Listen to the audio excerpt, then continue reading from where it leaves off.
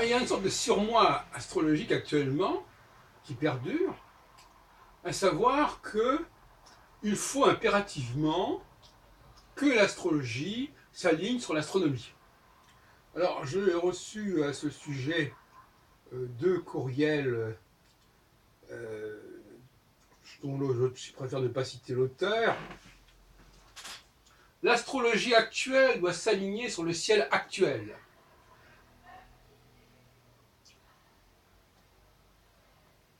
Et puis, l'astrologie obéit à des lois universelles que vous modifiez à votre loisir sans aucune rigueur.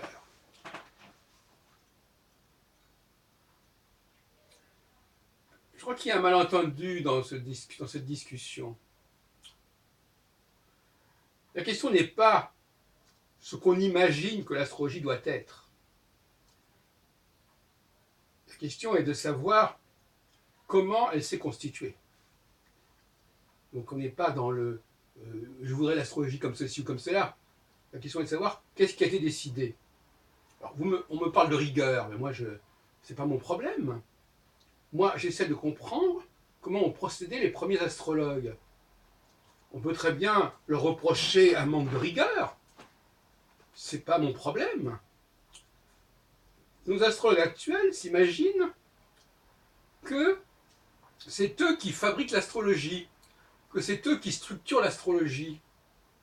C'est-à-dire qu'ils ont la tâche de déterminer, un peu comme Jean-Pierre Nicolas, ce que l'astrologie doit être, à partir d'un décryptage du système solaire dans son ensemble. Ça, c'était le message du système RET de Nicolas. On a un livre ouvert qui est le système solaire et il faut le faire parler, ce livre. Voilà le discours qui était tenu dans les années 60, il y a 50 ans. Et qui était intéressant d'une certaine manière. Parce que l'idée d'évacuer de l'astrologie ce qui n'en fait pas partie me paraît très, très intéressante. Mais une chose est d'évacuer ce qui ne fait pas partie d'astronomie, une autre chose est de tout prendre de l'astronomie. On ne peut pas passer de carré dans Scylla. Et par exemple, le nom qu'on a pu donner que les astronomes, parce que force est de constater que les astronomes se servent de ces noms-là. Ce n'est pas les astrologues qui ont imposé aux astronomes d'appeler les planètes d'après les noms de la mythologie. Ce n'est pas les astrologues qui ont forcé les astronomes à se servir du zodiaque et à désigner les différents moments du cours d'un astre en se servant du zodiaque, c'est-à-dire d'une iconographie, d'une symbolique inspirée, plus ou moins clairement d'ailleurs, de celle des mois de l'année, en rapport avec les 4 saisons, etc. Donc, en astronomie, il y a à apprendre à laisser. Mais de toute façon, je répète encore une fois, le débat n'est pas là. Moi, ça ne m'intéresse pas d'inventer une nouvelle astrologie à partir de l'astrologie actuelle et de la connaissance actuelle de l'astronomie. Pour moi, ce sont déjà deux questions qui sont déjà problématiques.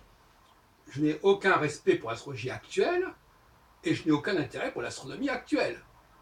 Parce que moi, je me situe dans l'Antiquité, je me situe à l'origine de l'astrologie. Alors effectivement, si je dis par exemple que il faut se servir de Saturne en rapport avec les 4 étoiles fixes royales, on peut très même me dire, mais c'est pas sérieux. Et pourquoi ceci et pourquoi cela? Mais c'est pas mon problème. Mon problème, c'est ce qui s'est passé. Je suis historien. C'est ce qui a été décidé il y a X milliers d'années. Alors, on peut dire que ces gens-là n'étaient pas rigoureux, mais c'est pas mon problème. Hein? Donc déjà, il y a cette idée que l'astrologie que l'on constitue aujourd'hui, elle doit correspondre à je ne sais quel et quel critère on n'est pas en train de faire du mécano-astrologique. On est en train de déterminer ce qu'a été l'astrologie. Pourquoi? Parce que ce qu'a été l'astrologie, c'est cette astrologie-là qui est en vigueur, en réalité, en nous-mêmes, pas dans la littérature astrologique, pas dans le discours astrologique, mais en nous-mêmes, dans l'astrologie intérieure, si on veut dire, subconsciente. Bon, donc, il y a là un problème d'approche historique de ces questions. Et je répète et j'insiste pour dire que les anciens, et pas moi, c'est pas moi je ne fais que déterminer ce qu'ils ont pu décider. Je ne suis pas en train d'imaginer l'astrologie. Parce que ça ne m'intéresse pas d'imaginer l'astrologie. Ce qui m'intéresse, c'est de savoir ce qu'est l'astrologie, comment elle a été établie et comment elle fonctionne aujourd'hui, pas au niveau du savoir astrologique, des manuels astrologiques, au niveau de notre propre être, au niveau de l'humanité. Et je dis, je me place, donc soyons pas anachroniques, je me place dans la perspective de ce que j'appelle les législateurs de l'astrologie. Et l'astrologie, ici, ça veut dire la loi utilisant certaines références cosmiques. Ils ont cherché quelles étaient les configurations qui pouvaient être utiles. Quand on est dans un domaine de la technique, hein, quand on veut bâtir une machine, quand on veut la faire fonctionner, eh bien, on doit déterminer quel est son métal, quel est son carburant. Et on ne va pas utiliser tout, on va faire des choix. C'est même que quand on construit une maison, on décide de quelle façon on va la construire, avec tel matériau. Quand on choisit de faire un toit, on doit choisir, ou en tout cas on choisissait si c'était des tuiles ou des ardoises. On ne mettait pas ardoise plus tuiles. Bon. Et quand on va au supermarché, on n'achète pas n'importe quoi. On achète un paquet de ceci ou un paquet de cela. On ne prend pas tout ce qui est dans le magasin. Quand on va au restaurant, on ne prend pas tout ce qui est sur la carte. Donc là, il y a un côté infantile de cette idée qu'il faut utiliser la totalité de l'astronomie universelle, puisque c'est le mot utilisé par ce monsieur, n'est-ce pas? L'astrologie obéit à des lois universelles. Il s'imagine que l'astrologie sera plus reconnue scientifiquement si elle s'aligne sur des lois universelles. Mais quelles lois universelles? Il n'y a aucune loi universelle qui détermine le nombre de planètes qui doivent exister dans le système solaire. On peut constater le nombre de planètes, mais ce n'est pas une loi. La loi universelle, c'est effectivement qu'il y a des astres qui tournent autour de certaines étoiles. Bon, comme le phénomène se produit également au niveau atomique, etc. Mais quelles sont ces lois universelles? Et qu'est-ce que c'est que ce scientisme mal embouché qui voudrait croire que l'astrologie sera reconnue parce qu'elle utilise les dernières découvertes de l'astronomie, par exemple? Voilà des gens, le grand problème il est là, voyez-vous. L'astrologie est envahie par des gens qui n'ont pas le bon profil et qui ne sont pas à leur place et qui feraient mieux de faire autre chose. Soit ce sont des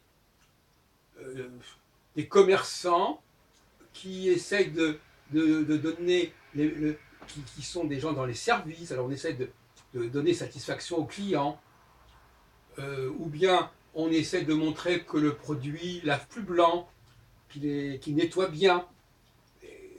Et il transpose sur l'astrologie ce genre d'éthique commerciale.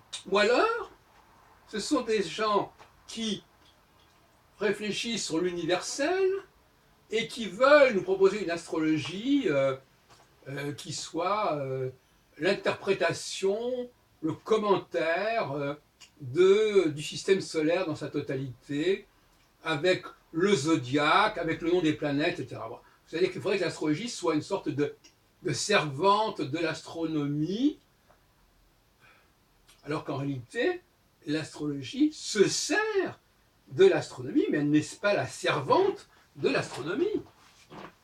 Voilà où en sont les astrologues d'aujourd'hui, entre deux excès tout aussi regrettables, le praticien qui croit qu'on va pouvoir prouver l'astrologie on sait, comme un médecin prouve que la personne n'est plus malade, par exemple, parce qu'elle a pris le bon remède, et qui sont tout à fait en décalage par rapport à ce qu'on peut attendre de l'astrologie, parce que la validité de l'astrologie, elle ne s'apprécie pas de cette façon.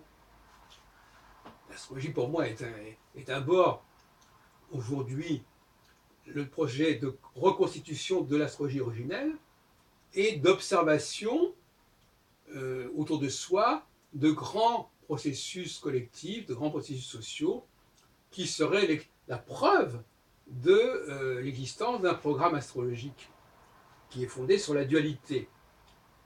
Car en réalité, et c'est une des raisons pour lesquelles je rejette toute une partie de l'astronomie, c'est que l'astrologie, elle ne se sert de l'astronomie que par référence à la dualité.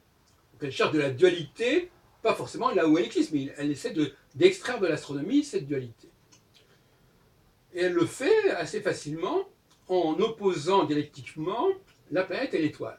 Ce que nos amis d'ailleurs astrologues actuels ne font pas.